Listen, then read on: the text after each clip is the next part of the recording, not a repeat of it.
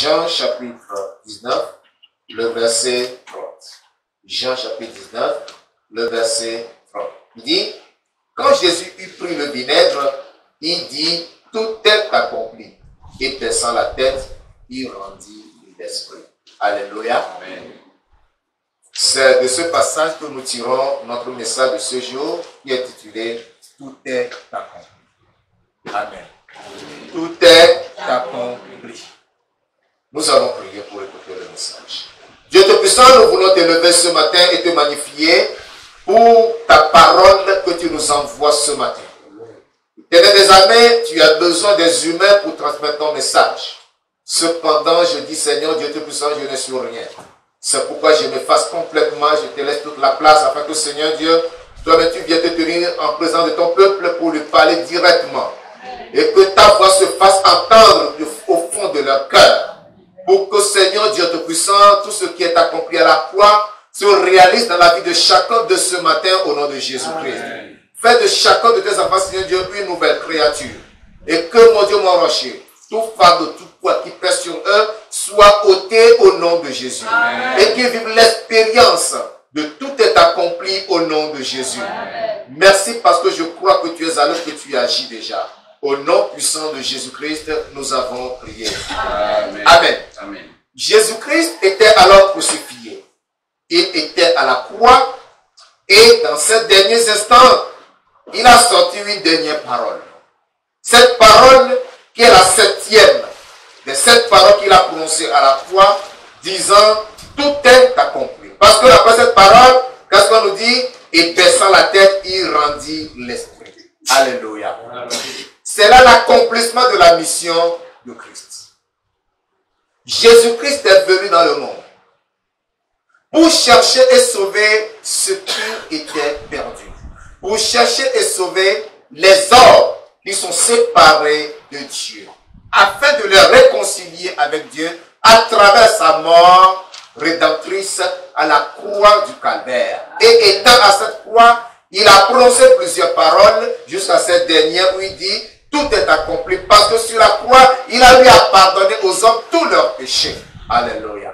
Sur cette croix, il a prié le Père en faveur de ce bourreau, en faveur de ceux qui l'ont torturé jusqu'à le clouer à cette croix. Il a dit, Père, pardonne-leur leurs péchés, qu'elles ne savent pas ce qu'ils font. Alléluia. Après cette prière, ce qu'il a dit, c'est que tout est accompli. Qu'est-ce qui a été accompli à la croix? Nous restons dans la parole de Dieu pour comprendre ce qui était accompli. Tournez vos Bibles avec moi dans Ésaïe chapitre 53.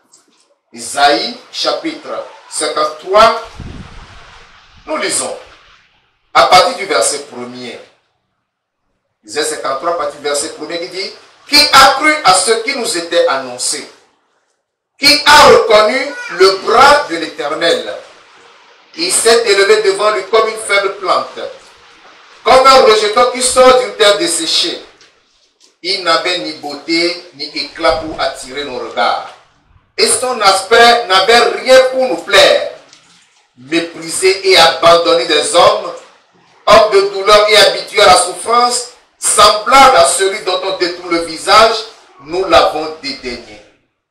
Nous n'avons fait de lui aucun cas.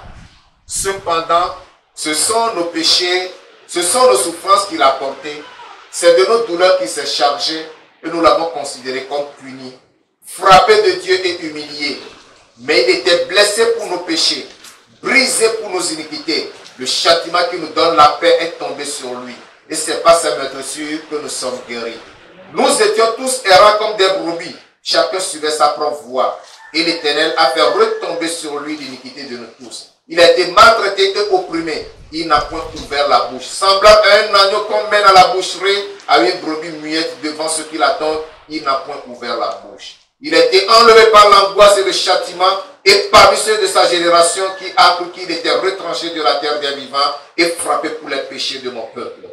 On a mis son sépulcre parmi les méchants, son tombeau avec le riche, quoiqu'il n'eût point commis de violence et qu'il n'eût point de fraude dans sa bouche. Il a plu à l'Éternel de le briser par la souffrance, après avoir livré sa vie en sacrifice pour le péché. Il verra avec postérité et prolongera ses jours, et l'œuvre de l'Éternel prospérera entre ses mains. Amen. Amen. Voici la parole de Dieu qui nous explique le tout est accompli que Christ a prononcé à la croix du calvaire. La Bible nous fait comprendre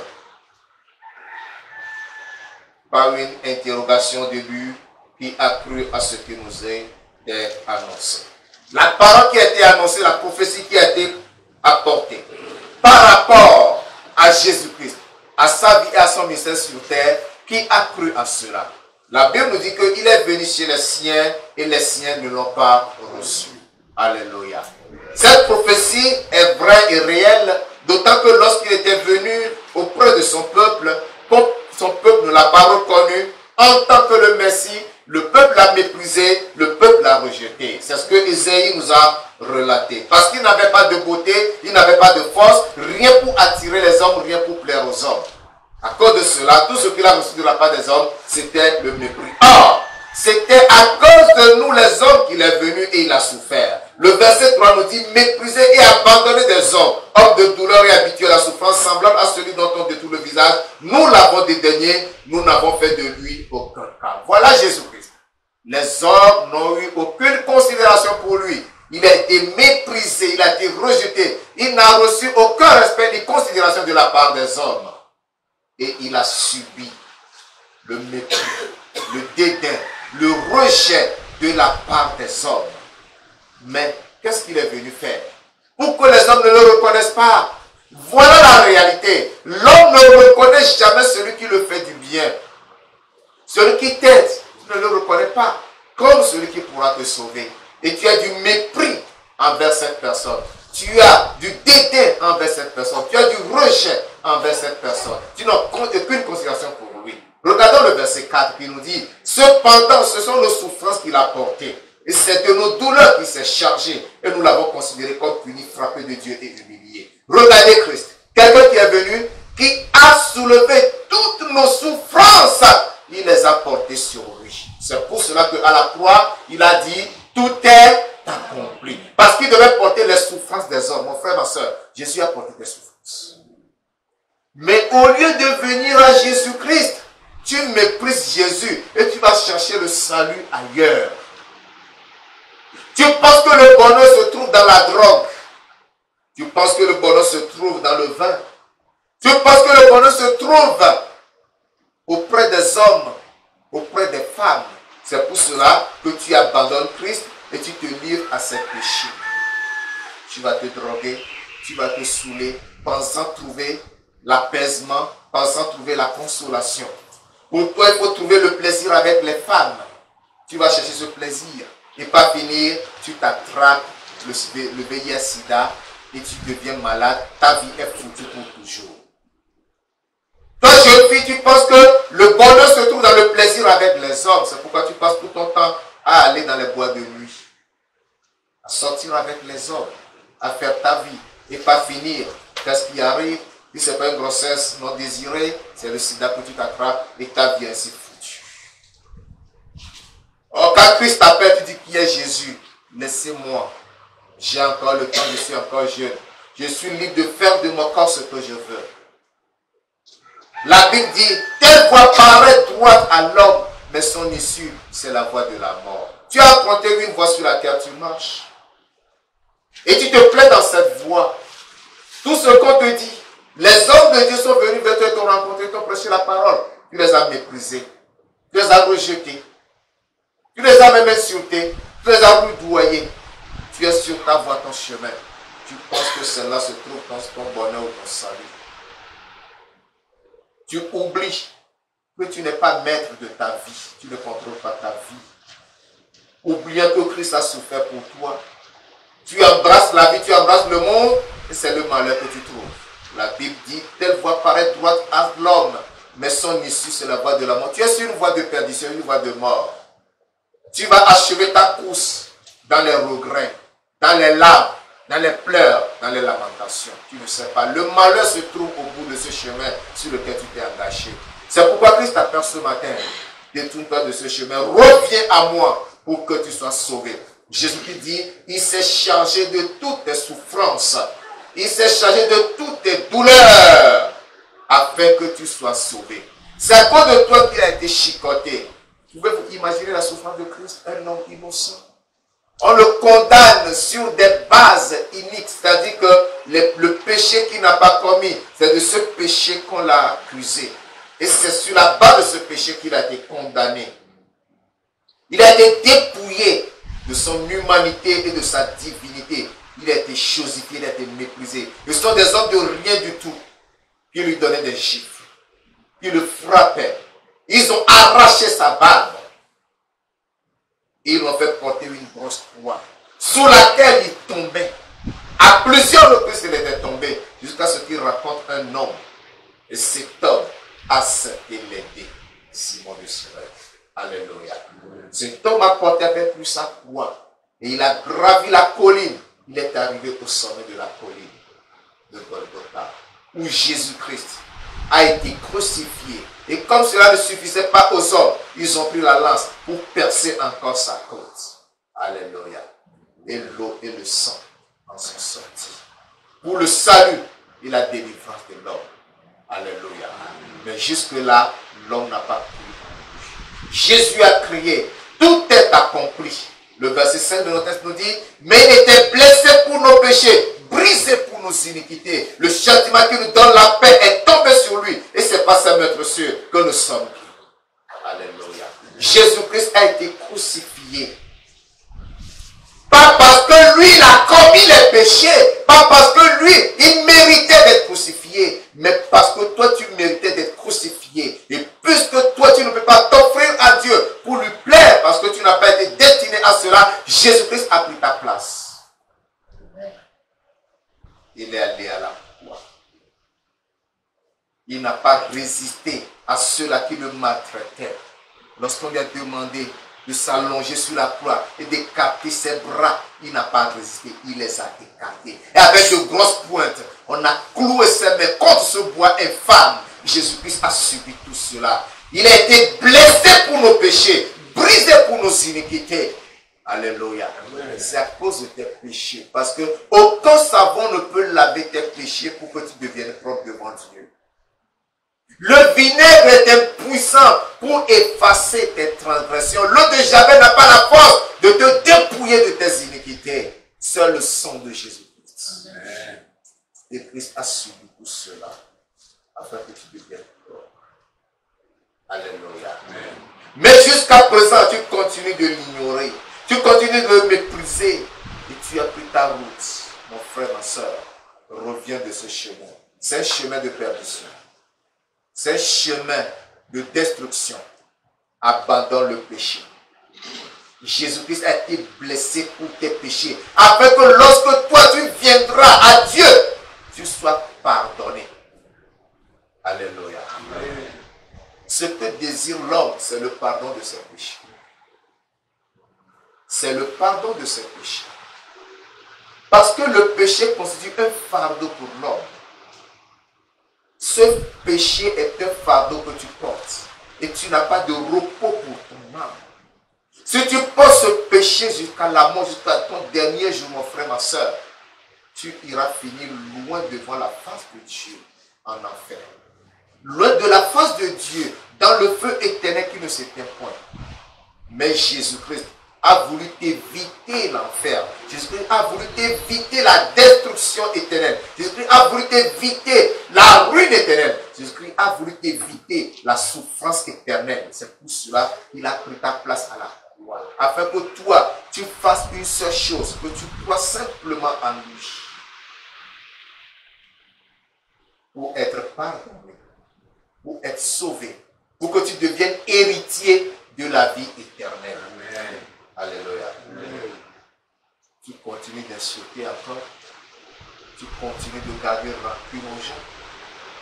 Tu es incapable de pardonner à celui qui t'a fait du mal, à celui qui t'a offensé. C'est le péché, mais dis ça ne fait rien. Je vais vous rappeler ce témoignage que j'ai donné ce matin au début.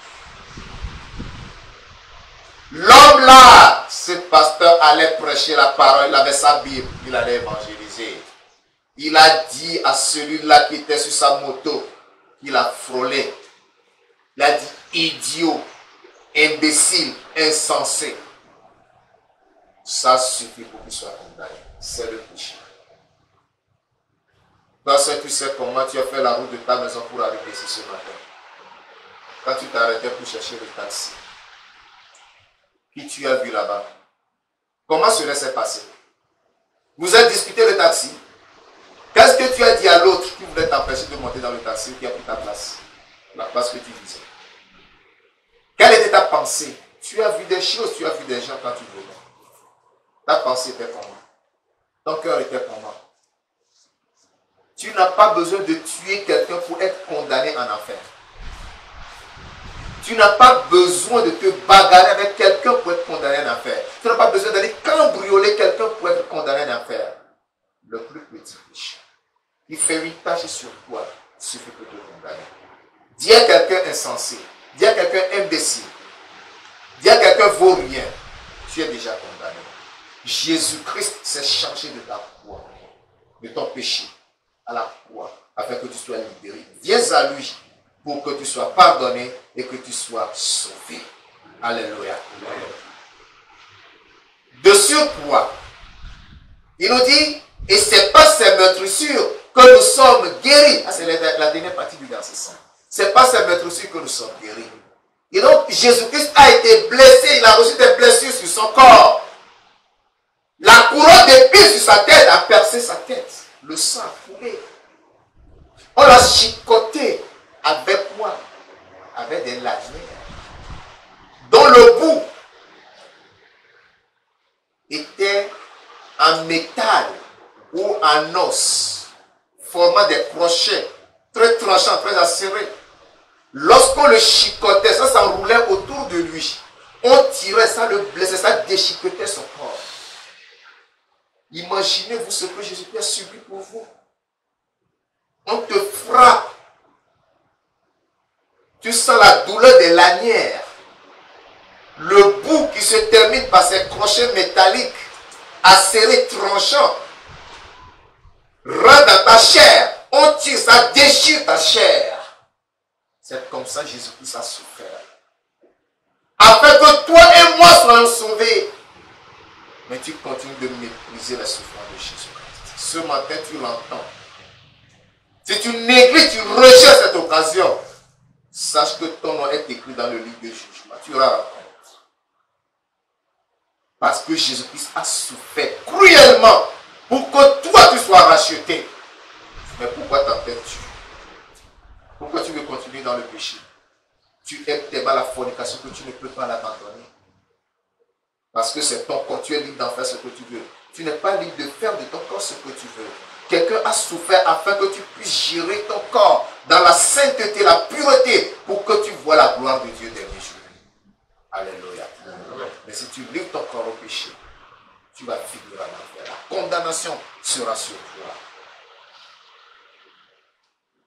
Ces meurtrissures non seulement te sauvent, mais te guérissent. Alléluia.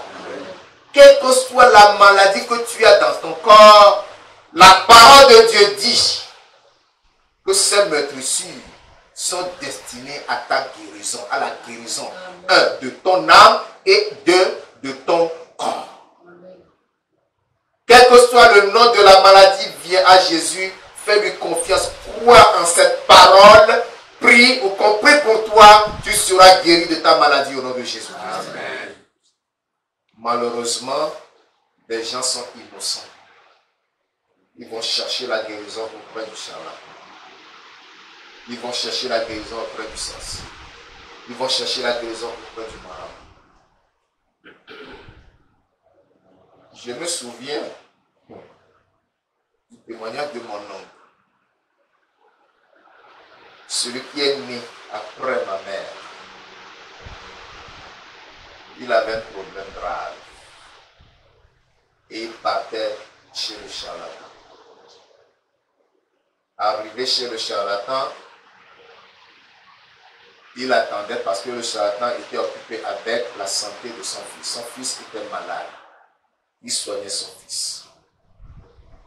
Et mon oncle attendait. Qu'est-ce qu'il entend? Des pleurs. Le fils du charlatan venait de rendre l'âme. Mon oncle a fait demi-tour. Il s'est retrouvé dans une église. Alléluia.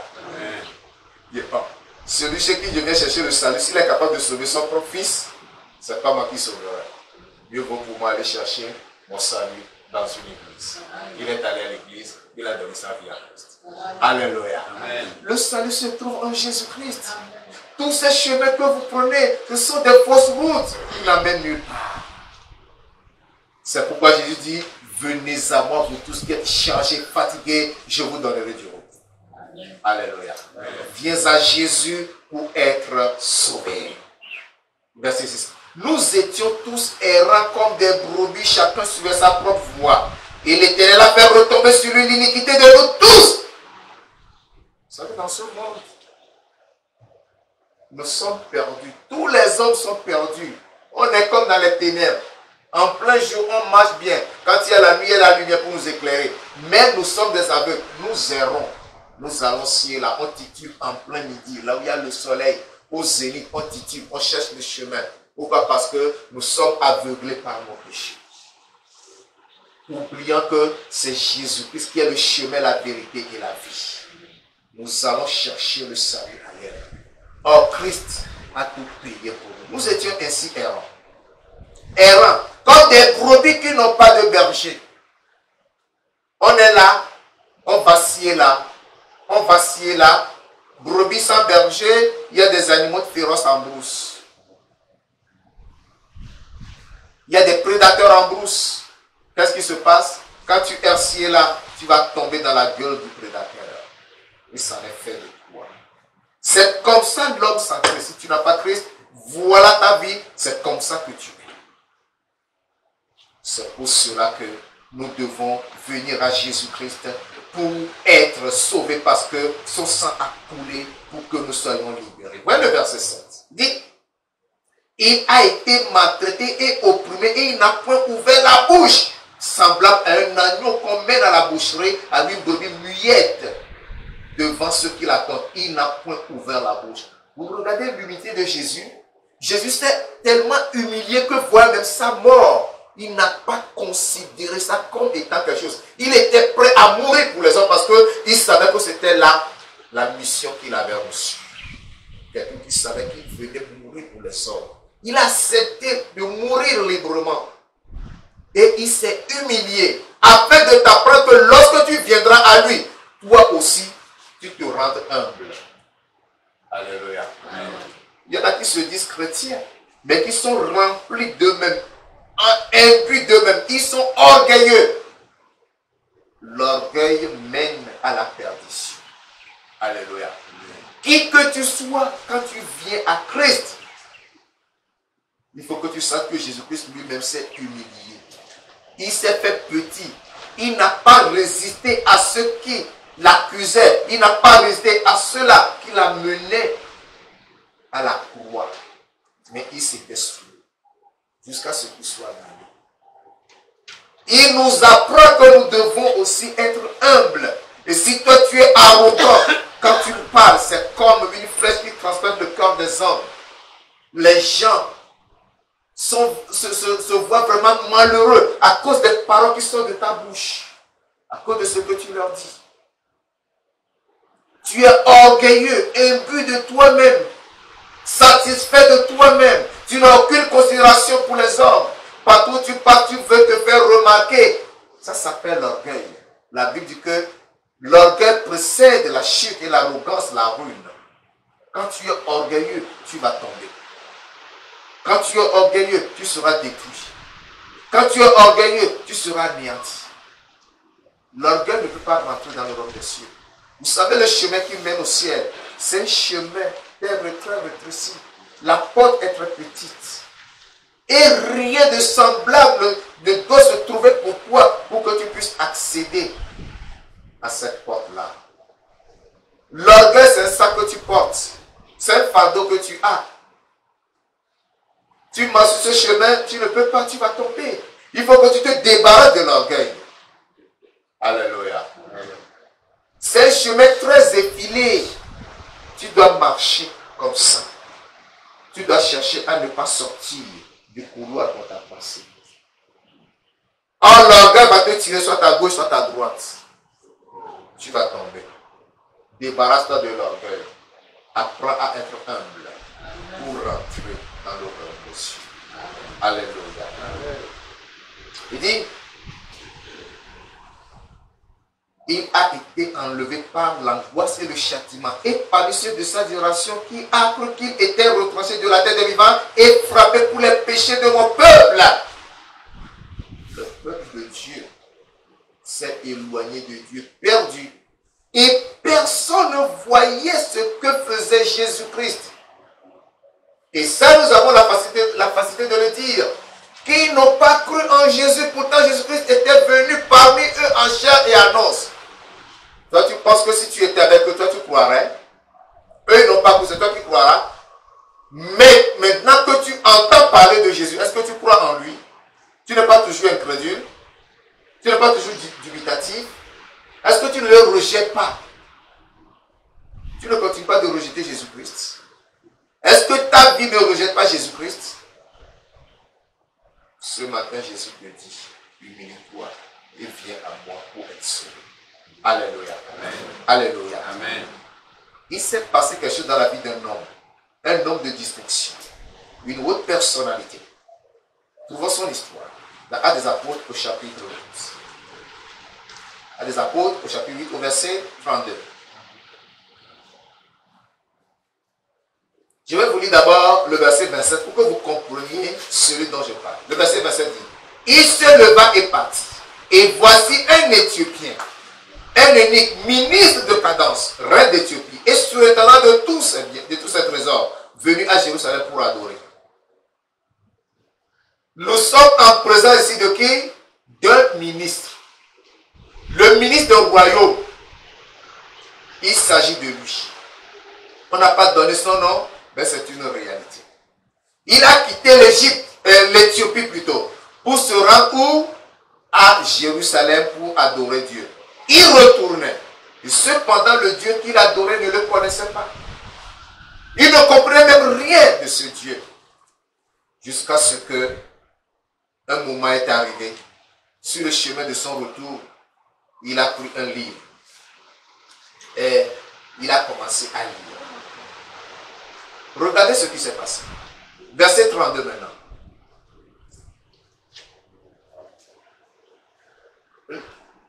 Je vais prendre du verset 30 pour que vous compreniez bien.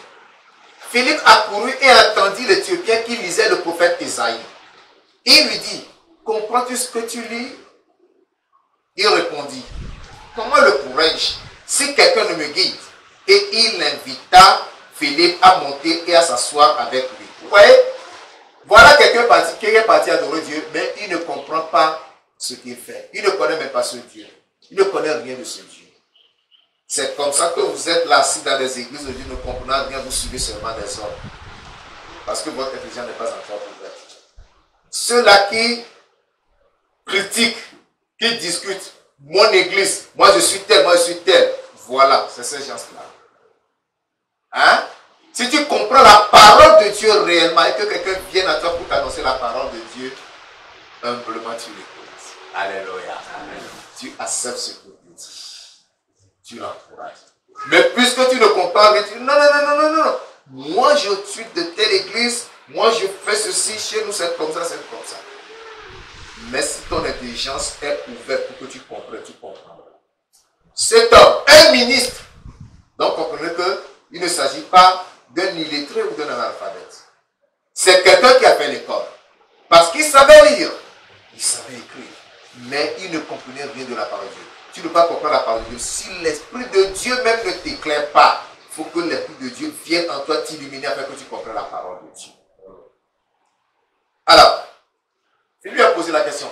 Comprends-tu ce que tu lis? Il a été honnête, il n'a pas été hypocrite. Alléluia. Amen. Et je bénis le Seigneur pour son honnêteté. Il dit, comment le pourrais-je si quelqu'un ne me guide? Alléluia. Amen. Quand tu lis la Bible que tu ne comprends pas, est-ce que tu cherches quelqu'un pour te l'expliquer? Ou tu te contentes de ton ignorance? Il y en a qui sont comme ça. Ah, sa parole aussi, je ne sais pas ce que ça signifie. Il faut que tu jettes la vie, continue la route. Au lieu d'aller humblement vers quelqu'un, oh ma soeur, j'ai lu ce passage, je ne comprends pas, est-ce que tu peux m'expliquer? Mon frère, j'ai lu ça, je n'ai pas compris, est-ce que tu peux m'aider? Non. Ils ne font aucun souci de ça. Mais il a dit humblement qu'il n'a rien compris. Alors il a invité Philippe à monter, à s'asseoir avec lui dans sa voiture. Philippe est monté, il s'est assis avec dans sa voiture. Verset 32 maintenant. Le passage de l'écriture qu'il lisait était celui-ci.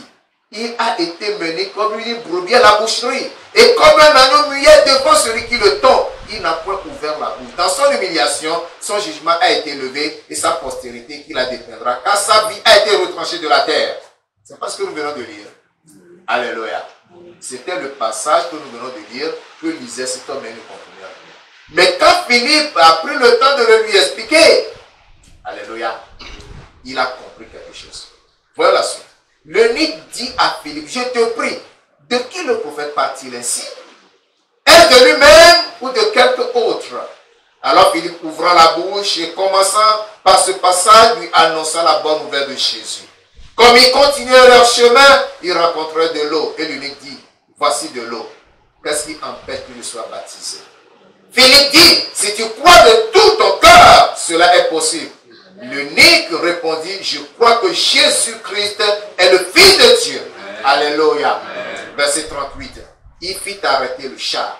Philippe et l'eunuque descendirent tous deux dans l'eau et Philippe baptisa l'eunuque. Alléluia. C'est maintenant que ses yeux sont ouverts. Il a compris. Et il a accepté d'être baptisé. Il a été baptisé. Alléluia. Il a été baptisé. Dès qu'il était baptisé, Philippe a disparu. Il a poursuivi son chemin. Il était joyeux, content. Il louait Dieu. Oh, je suis sauvé. Je suis délivré. Aujourd'hui, j'ai compris la parole. Ma vie a changé. 8 ans, comment ça s'est opéré dans ma vie? Je suis maintenant une nouvelle créature. Je suis sur le chemin du ciel. J'ai l'assurance que je verrai Jésus-Christ face à face. Alléluia. Mon frère, ma soeur. Tu es dans l'église, mais tu résistes. Tu sélectionnes les messages. Quand on prête un message, tu dis non, le message là, non, c'est pas moi. Ça là, ce n'est pas le moment. Tel là, j'aime ça, je peux respecter. Mais l'autre là, non. Après. Quand tu dis après là, tu connais le jour de ta mort.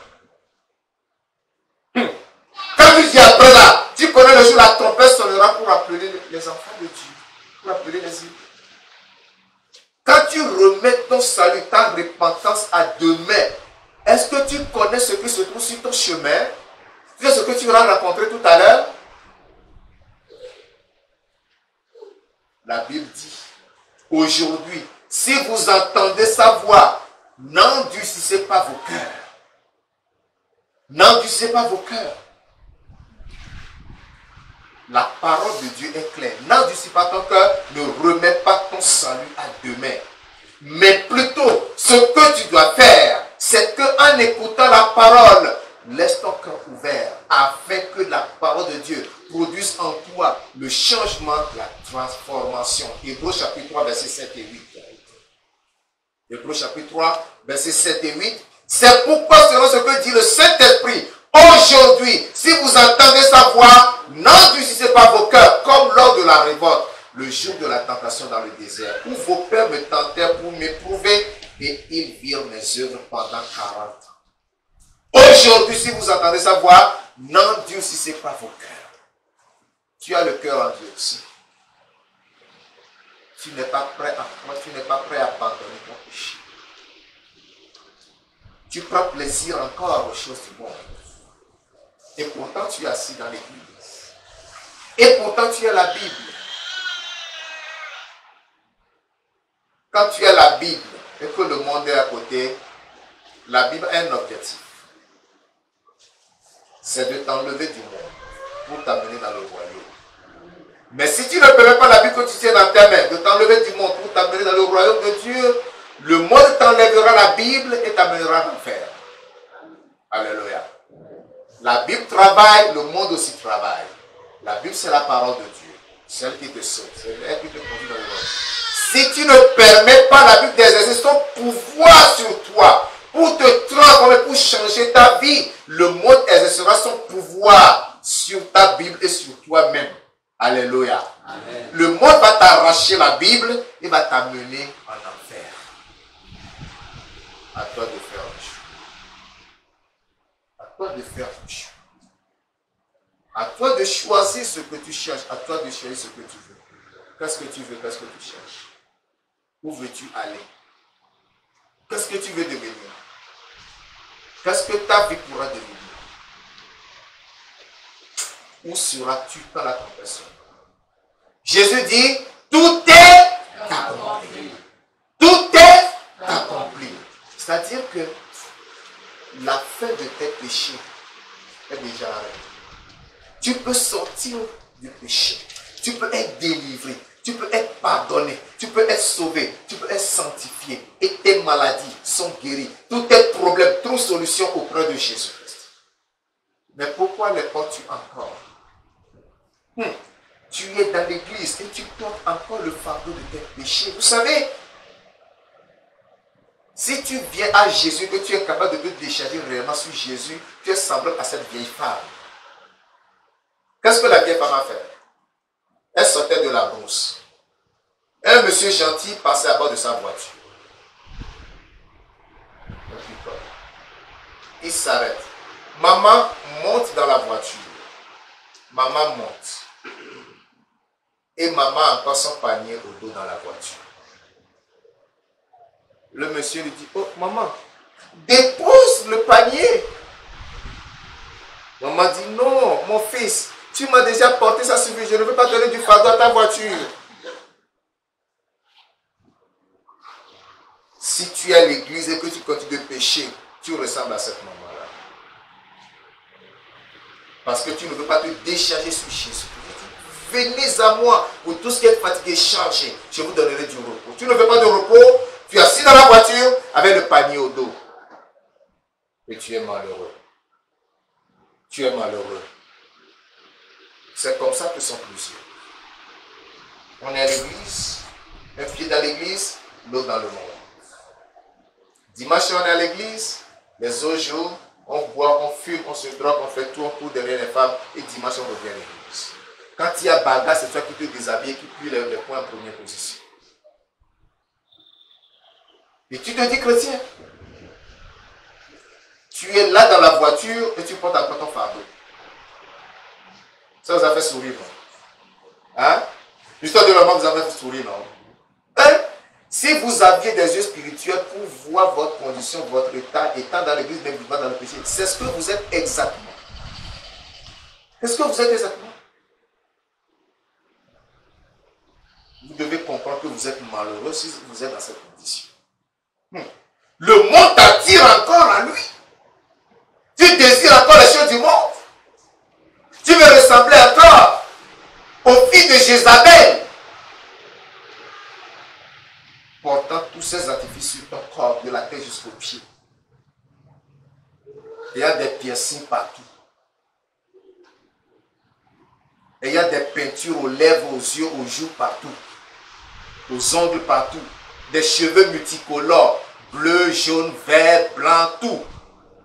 Tu vas retrouver ta mère Jézabel, là où elle est. Toi-même tu connais. Alléluia. Le Seigneur nous aidera. Nous changerons.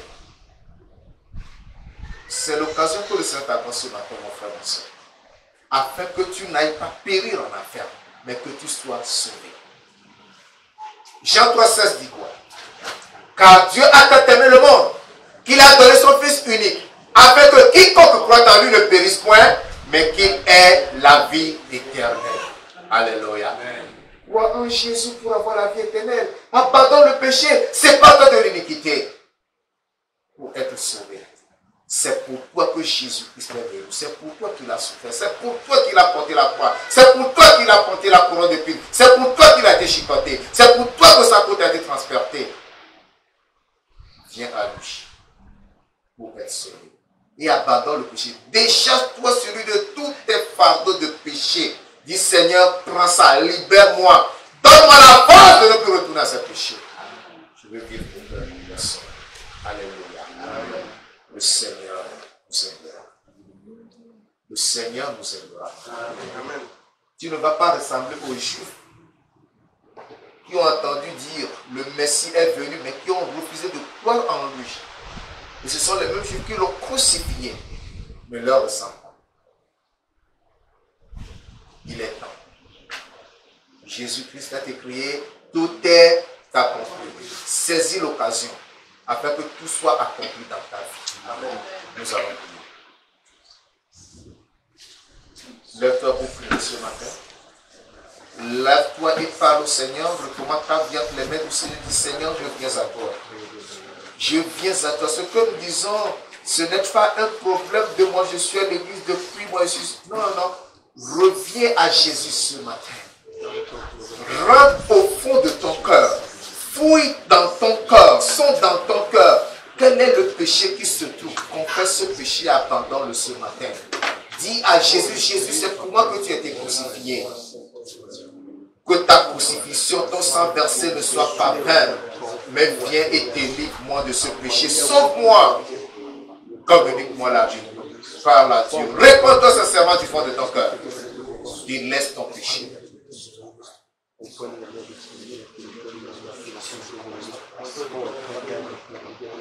Jésus-Christ est le Seigneur, mon frère, ma soeur. Tu dois regretter tes péchés. Tu dois pleurer sur tes péchés. Tu dois les confesser sincèrement du fond de ton cœur pour en être pardonné. Pour en être pardonné. Pour que ton salut soit effectif. Pour que tu sois réellement sauvé. Pour que tu sois réellement transformé. Pour que tu sois réellement régénéré. Et que ton nom soit écrit dans le livre. Pour que ton nom soit écrit dans le livre de vie. Répands-toi ce matin.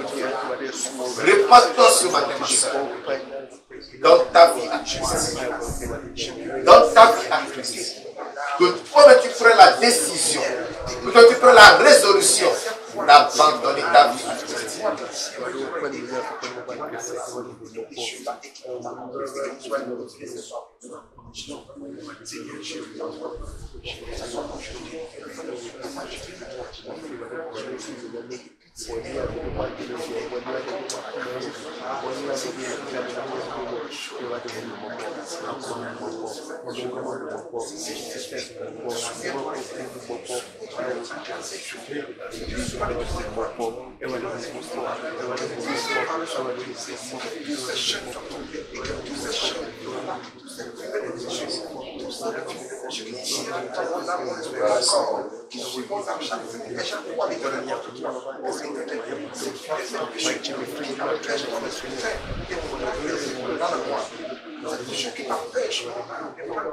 Jésus, par ton sang précieux, enlève mon iniquité. Regarde-moi du haut des cieux, dis-moi que tu m'as pardonné. J'ai longtemps erré qu'un rebelle, mais j'entends ta voix qui m'appelle. Au pied de ta croix maintenant, tout confus, brisé, je me rends. Blanc, plus blanc que neige, blanc, plus blanc que neige,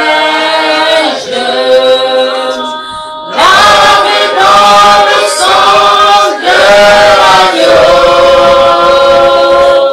je serai plus blanc que la neige. Oh, le fardeau de mon péché, Dieu préfère être trop grand pour moi. Je veux en être délivré à cette heure où révèle-toi. Jésus, viens, sois ma délivrance.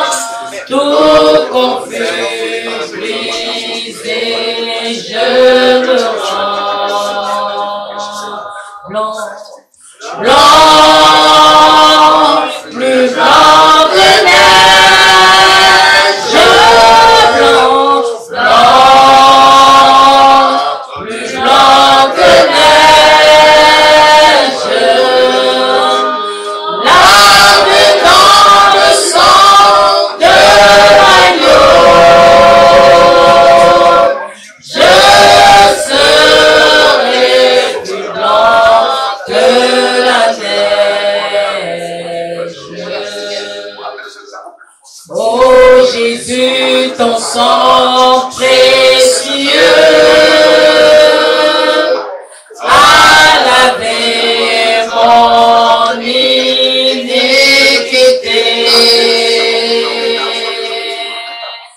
Oui, tu m'as répondu des cieux, ton amour m'a tout pardonné.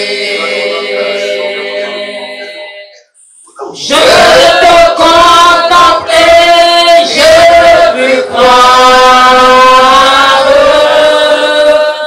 qu'en toi j'ai complet de victoire.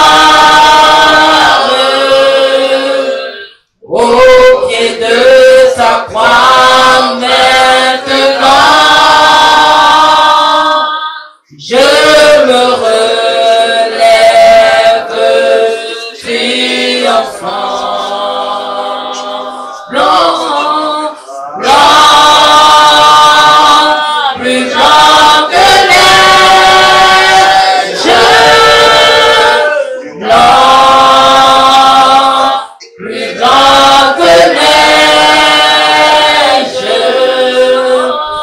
Lavé dans le sang de l'agneau,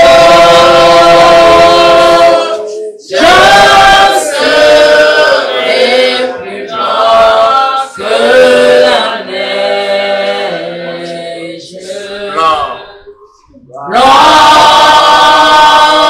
plus blanc que neige.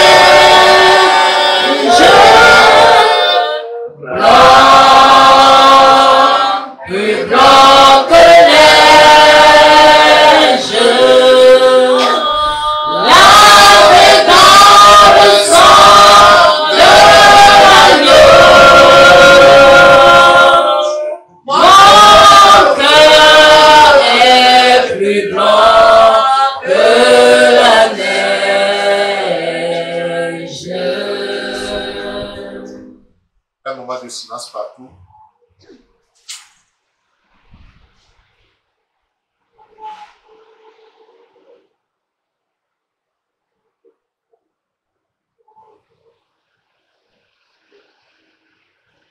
Mon frère, ma soeur, tu as écouté le message ce matin. Tu viens d'écouter le cantique que nous avons chanté. Si réellement tu es accablé par le fardeau de tes péchés et que tu veux en être libéré, là où tu es, lève ta main, je vais prier. Tu te sens misérable, perdu à cause de tes péchés et tu veux être libéré, là où tu es, lève ta main, mets-toi debout s'il te plaît. Je vais prier pour toi. Alléluia. Amen. Alléluia. Amen. Tu vas répéter cette prière après moi. Seigneur Jésus-Christ. Seigneur Jésus-Christ, J'ai écouté ta parole ce matin. j'ai écouté ta parole ce matin. J'ai compris J'ai compris combien a été grande combien était grande la souffrance que tu as endurée pour moi. la souffrance que tu as endurée pour moi. À cause de moi, À cause de moi, tu as été flagellé. j'ai été flagellé. À cause de moi, À cause de moi, tu as porté la couronne d'épines. tu as porté la couronne. À cause de moi, À cause de moi, tu t'es chargé de la croix pesante. tu t'es chargé de la croix. À cause de moi, À cause de moi, cette croix est devenue ton gibet. cette croix est devenue ton gibet. Oh, je suis misérable. Oh, je suis misérable. Je suis perdu. Je suis perdu. C'est pour cela que je viens à toi. C'est pour ça que je viens à toi. Je me répands de tous mes péchés. Je me répands de tous mes péchés. Je les regrette. Je les regrette. Daigne me les pardonner. Viens me les pardonner. Et que par ton sang versé à la croix, Et que par ton sang versé à la croix, Seigneur, Seigneur, lave-moi ce matin. lave-moi ce matin. Purifie-moi. Purifie-moi. Rends-moi un cœur nouveau. Rends-moi un cœur nouveau. Écris mon nom dans le livre de vie. Écris mon nom dans le livre de vie. Je prends la résolution Je prends la résolution de te suivre. de te suivre. C'est pourquoi je t'invite. C'est pourquoi je t'invite. Viens dans mon cœur. Viens dans mon cœur. Je t'accepte Je comme mon Seigneur et mon Sauveur personnel. À partir d'aujourd'hui, je suis décidé de te suivre et de t'obéir. Je tourne le dos au monde. Je m'engage pour toi. Et je te suivrai tous les jours de ma vie. Merci Seigneur. Merci de m'avoir sauvé. Merci d'avoir effacé mes péchés. Merci d'avoir écrit mon nom dans le livre de vie. Que ton nom soit glorifié. Au nom de Jésus-Christ. Amen. Père, au nom de Jésus-Christ, je vais te dire merci ce matin. Je veux te magnifier et t'exalter pour tes enfants qui ont reconnu leur misère à cause du fardeau de péché qu'ils portent et qui sont venus à toi tout humblement, ô Dieu Tout-Puissant. Reçois-les favorablement. Pardonne leurs péchés. Efface leurs péchés. Purifie-les par ton sang. Écris leur nom dans le livre de vie. À partir d'aujourd'hui, sois leur Seigneur et leur Sauveur personnel. Que le Saint-Esprit leur donne la force et le pouvoir de vivre dans la sainteté, de marcher pour toi, de tourner le dos au péché, de rejeter le péché, d'avoir le péché en horreur et qui vit pour toi et pour toi seul. Merci Seigneur parce que je crois que tu l'as accompli. Reçois la louange et l'adoration. Au nom de Jésus-Christ, Amen. Amen. Que tout le monde lève les deux mains, je vais prier pour vous. Je vais prier pour toute la congrégation. Père, dans le nom puissant de Jésus-Christ de Nazareth, je conduis ton peuple à toi, ô Dieu Tout-Puissant. Dans ta miséricorde, efface toutes leurs transgressions au nom de Jésus-Christ. Efface le péché de ton peuple. Écris le nom dans le livre de vie. Dieu Tout-Puissant. Que toute condamnation dans leur vie soit ôtée ce matin. Parce que ta parole nous dit qu'il n'y a plus de condamnation pour ceux qui sont en Jésus-Christ. Dieu Tout-Puissant, que chacun ait son nom écrit dans le livre de vie ce matin. Donne la force de triompher de la tentation et du péché tous les jours de leur vie au nom de Jésus. L'Éternel, Christ a crié au calvaire, tout est accompli. Tout est accompli. C'est pourquoi je demande que tous leurs péchés soient ôtés ce matin au nom de Jésus. Amen. Tout est accompli. Et par les maîtrises de Christ, ils sont guéris. Amen. Que toute maladie dans leur corps, depuis le sommet de la tête jusqu'à la plante des pieds, soit guérie ce matin au nom de Jésus-Christ. Quel que soit le nom de la maladie, maladie dans la tête, maladie dans la poitrine, maladie dans le cœur, maladie dans le sang, maladie dans les poumons, maladie dans les reins, maladie partout dans les organes. Oh Dieu Tout-Puissant, dans l'estomac, dans les intestins. Je prie ce matin que les maîtrises de Christ triomphent de toutes ces maladies et assure la santé à tes enfants au nom de Jésus-Christ.